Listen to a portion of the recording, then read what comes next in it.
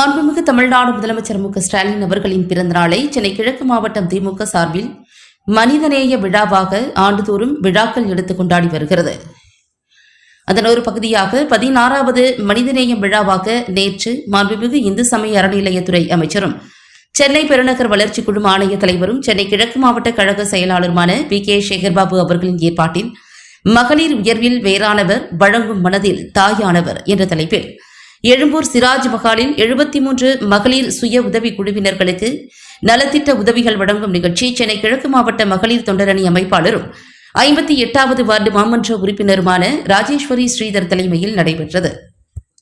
இந்நிகழ்ச்சியில் சிறப்பு அழைப்பாளராக மாண்புமிகு போக்குவரத்து மற்றும் மின்சாரத்துறை அமைச்சர் எஸ். சிவசங்கர் மற்றும் திரை கலைஞர் நளினி ஆகியோர் கலந்து கொண்டு மகளிர் சுய உதவி குழு பெண்களுக்கு நலத்திட்ட உதவிகளை வழங்கி மாண்புமிகு தமிழக முதல்வரை வாழ்த்துரைத்தனர்.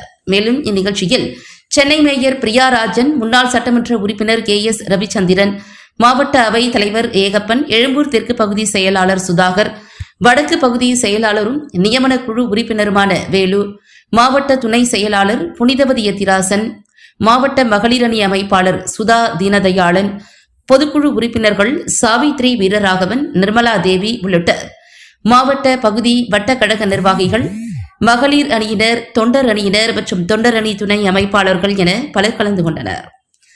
நிகழ்ச்சியின் இறுதியில் 61வது வட்டக்கழக செயலாளர்கள் மொய்தீன், டால்பின் எஸ். கரி ஆகியோர் நன்றி உரை நிகழ்த்தினார்கள்.